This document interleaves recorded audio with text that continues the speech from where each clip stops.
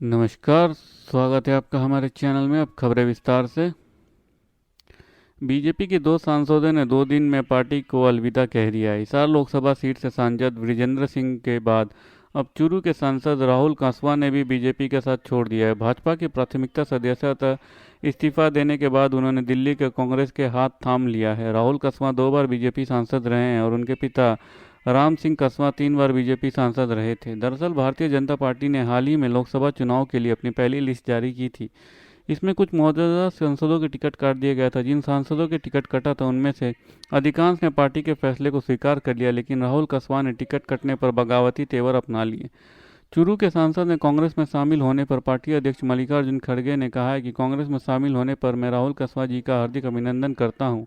मुझे खुशी है कि संवादहीन लोगों के खिलाफ लड़ने वाले राहुल कस्वा जी ने कांग्रेस पार्टी ज्वाइन की।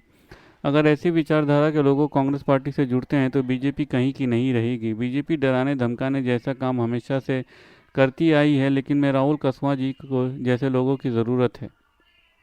अपने फैसले की घोषणा करते हुए कस्वा ने कहा कि मैं प्रधानमंत्री नरेंद्र मोदी और पार्टी नेताओं का आभार व्यक्त करता हूं, जिन्होंने मुझे चूरू से प्रतिनिधित्व करने का अवसर प्रदान किया। कस्वा ने एक्स पर पोस्ट किया कि राजनीतिक कारणों से आज इसी क्षण में भारतीय जनता पार्टी की प्राथमिकता सदस्यता और संसद सदस्य के पद से इस्तीफा दे रहा हूं।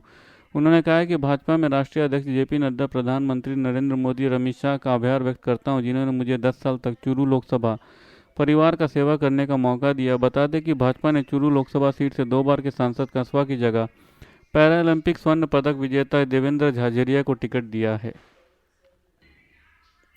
पश्चिम बंगाल में संदेश खाली मामले में गिरफ्तार आरोपी शाहजहां शेख अब सीबीआई की हिरासत में है। वो ईडी अधिकारियों पर हमले के मामले में सीबीआई आरोपी के ठिकानों पर छापेमारी कर रही है और उनके करीबियों पर शिकंजा कस रही है। इस कड़ी में सीबीआई ने सोमवार को शाहजहां के 3 करीबियों को 7 घंटे लंबी पूछताछ के बाद गिरफ्तार कर लिया। इन्हें ईडी अधिकारियों और सीआरपीएफ जवानों पर हमला के मामले में गिरफ्तार किया गया। सीबीआई ने इन तीनों से पूछताछ के लिए बुलाया था। पूछताछ के बाद सीबीआई ने उन्हें ईडी पर हमले के दौरान उनके कथित प्रत्यक्ष संलिप्तता के लिए गिरफ्तार किया है। इनकी पहचान सीबीआई ने उस वीडियो फुटेज के जरिए की थी। इनमें रियाउद्दीन मोल्ला हैं, जो टीएमसी पंचायत प्रधान बताए जा रहे हैं और शाहजहां के बहुत करीबी सहयोगी हैं। हमले के दौरान उसे भीड़ में देखा गया था। सीबीआई अब तीनों को कोर्ट में पेश करेगी और इनकी हिरासत की मांग करेगी।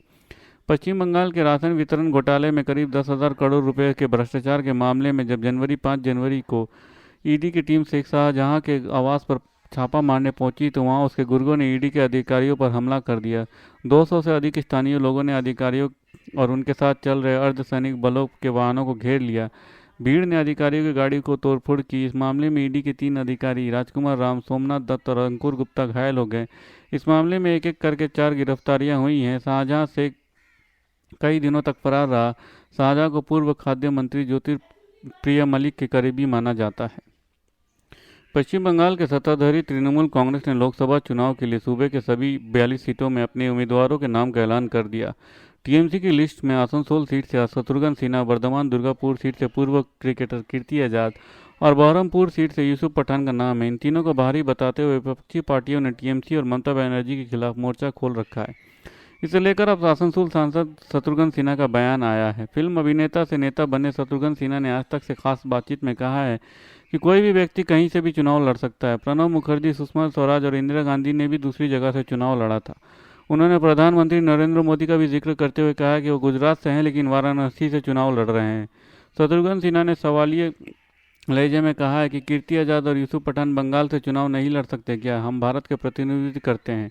उन्होंने खुद पर फिल्माए गए रेप और मर्डर की फिल्मी सीन को क्लिप सोशल मीडिया पर पोस्ट किए जाने को लेकर भी बीजेपी पर हमला बोला। शत्रुघ्न सिन्हा ने कहा है कि किसी अभिनेता को बदनाम करने के लिए उसकी कई पुरानी क्लिप लाना मूर्खतापूर्ण है, जो बीजेपी कर रही है। उन्होंने कहा कि मैंने स्क्रीन पर लोगों की हत्या की है, क्या असल ज़िंदगी में भी हत्यारा हूँ? यह महज अभिनय है। अगर मैंने रियल लाइफ में किसी महिला को लेकर कुछ अपमानजनक कहा है तो मुझसे सवाल किया जा सकता है, लेकिन एक फिल्म का वीडियो दिखाया जा रहा है जिसमें मैं एक किरदार था। धन्यवाद। खबरें समाप्त हुई। अगर आपको हमारे वीडियो के कंटेंट पसंद आ रहे हैं तो इसे लाइक और सब्सक्राइब जरूर कीजिए। अपने परिवार और दोस्तों में शेयर कीजिए और अपने सुझाव कमेंट बॉक्स में पोस्ट करना ना भूलें। धन्यवाद।